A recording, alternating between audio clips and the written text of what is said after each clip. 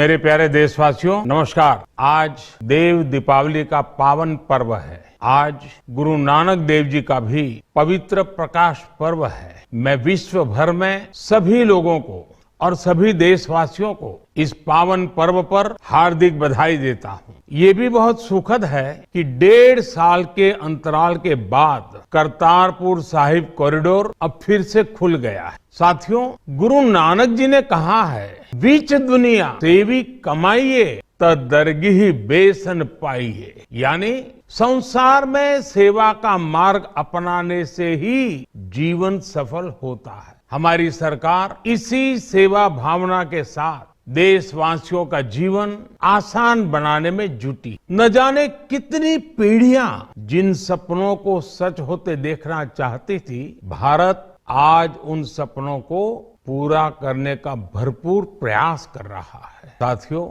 अपने 5 दशक के सार्वजनिक जीवन में मैंने किसानों की परेशानियों को, उनकी चुनौतियों को बहुत करीब से देखा है, महसूस किया है। इसलिए जब देश ने मुझे 2014 में प्रधानमंत्री के रूप में सेवा का अवसर दिया, तो हमने कृषि विकास, किसान कल्याण को सर्वोच्च प्राथमिकता दी। साथियों, इस सच्चाई से बहुत लोग अनजान है कि देश के 100 में से 80 किसान छोटे किसान हैं। उनके पास 2 हेक्टेयर से भी कम जमीन है। आप कल्पना कर सकते हैं, इन छोटे किसानों की संख्या 10 करोड़ से भी ज्यादा है। उनकी पूरी जिंदगी का आधार यही छोटी सी जमीन का टुकड़ा है, यही उनकी जिंदगी होती है। और इस छोटी सी जमीन के सहारे ही वो अपना और अपने परिवार का गुजारा करते हैं। पीढ़ी दर पीढ़ी परिवारों में होने वाला बंटवारा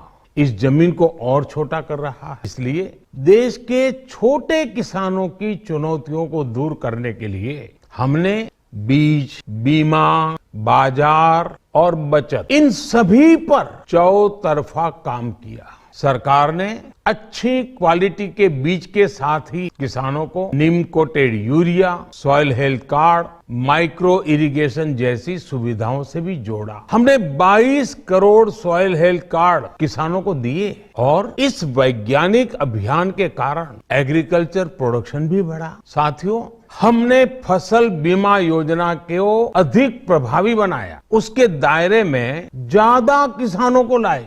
आपदा के समय ज्यादा से ज्यादा किसानों को आसानी से मुआवजा मिल सके, इसके लिए भी पुराने नियम बदले। इस वजह से बीते 4 साल में 1 लाख करोड़ रुपए से अधिक का मुआवजा हमारे किसान भाई बहनों को मिला है। हम छोटे किसानों और खेत में काम करने वाले श्रमिकों तक बीमा और पेंशन की सुविधाओं को भी ले आए। छोटे किसानों की जरूरतों को पूरा करने के लिए सीधे उनके बैंक खातों में 1,62,000 करोड़ रुपए ट्रांसफर किए, सीधे उनके खाते में। साथियों, किसानों को उनकी मेहनत के बदले उपज की सही कीमत मिले, इसके लिए भी अनेक कदम उठाए गए। देश ने अपने रूरल मार्केट इंफ्रास्ट्रक्चर को मजबूत किया। हमने एमएसपी तो बढ़ाई है, साथ ही साथ रिकॉर्ड सरकारी खरीद केंद्र भी बनाए। हमारी सरकार द्वारा की गई उपज की खरीद ने पिछले कई दशकों के रिकॉर्ड तोड़ दिए। देश की 1000 से ज्यादा मंडियों को ई नाम योजना से जोड़कर हमने किसानों को कहीं पर भी अपनी उपज बेचने का एक प्लेटफॉर्म दिया। और इसके साथ ही देश भर की कृषि मंडियों के आधुनिकीकरण पर भी हमने करोड़ों रुपए खर्च किए। साथियों, आज केंद्र सरकार का कृषि बजट पहले के मुकाबले 5 गुना बढ़ गया है। हर वर्ष 1.25 लाख करोड़ रुपए से अधिक कृषि पर खर्च किए जा रहे हैं। 1 लाख करोड़ रुपए के एग्रीकल्चर इंफ्रास्ट्रक्चर फंड के माध्यम से गांव और खेत के नजदीक भंडारण की व्यवस्था, कृषि उपकरण जैसी अनेक सुविधाओं का विस्तार, ये सारी बातें तेजी से हो रही है। छोटे किसानों की ताकत बढ़ाने के लिए 10,000 एफपीओ किसान उत्पादक संगठन बनाने का अभियान भी जारी है। इस पर भी करीब 7,000 करोड़ रुपए खर्च किए जा रहे हैं। माइक्रो इरिगेशन फंड के आवंटन को भी 2 गुना करके 10,000 करोड़ रुपए कर दिया गया है। हमने क्रॉप लोन भी 2 गुना कर दिया, तो इस वर्ष 16 लाख करोड़ रुपए हो जाएगा। अब पशुपालकों को, मछली पालन से जुड़े हमारे किसानों को भी किसान क्रेडिट कार्ड का लाभ मिलना शुरू हो गया है। यानी हमारी सरकार किसानों के हित में हर संभव कदम उठा रही है, लगातार एक के बाद एक नए कदम उठाती जा रही है। किसानों की आर्थिक स्थिति सुधरे, उनकी सामाजिक स्थिति मजबूत हो, इसके लिए पूरी ईमानदारी से काम कर रहे हैं। साथियों, किसानों की स्थिति को सुधारने की इसी महाअभियान में देश में 3 कृषि कानून लाए गए। मकसद ये था कि देश के किसानों को, खासकर छोटे किसानों को और ताकत मिले, उन्हें अपनी उपज की सही कीमत और उपज बेचने के लिए ज्यादा से ज्यादा विकल्प मिले। बरसों से ये मांग देश के किसान, देश के कृषि विशेषज्ञ, देश के कृषि अर्थशास्त्री, देश के किसान संगठन लगातार कर रहे थे।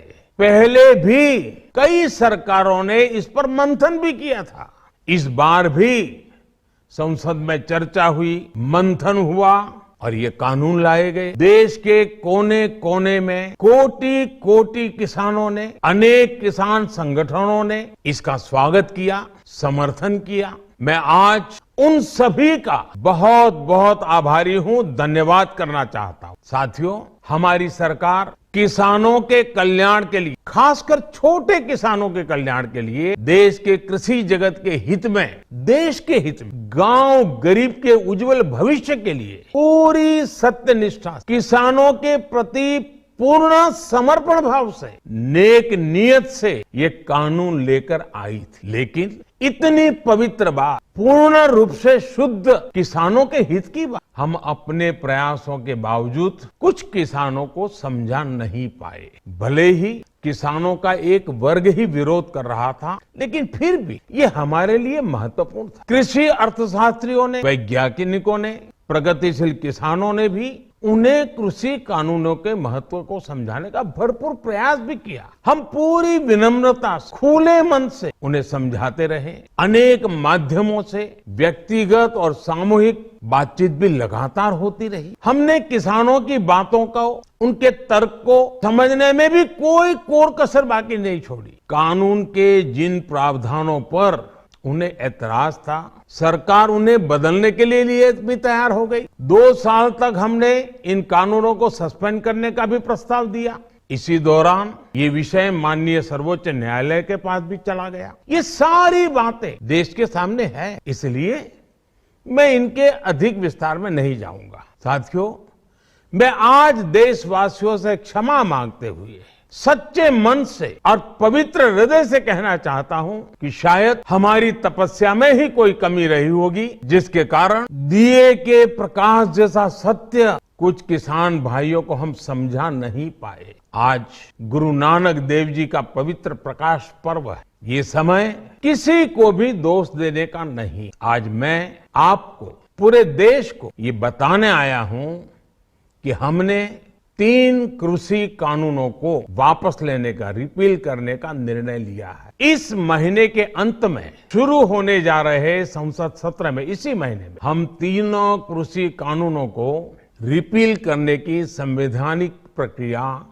को पूरा कर देंगे।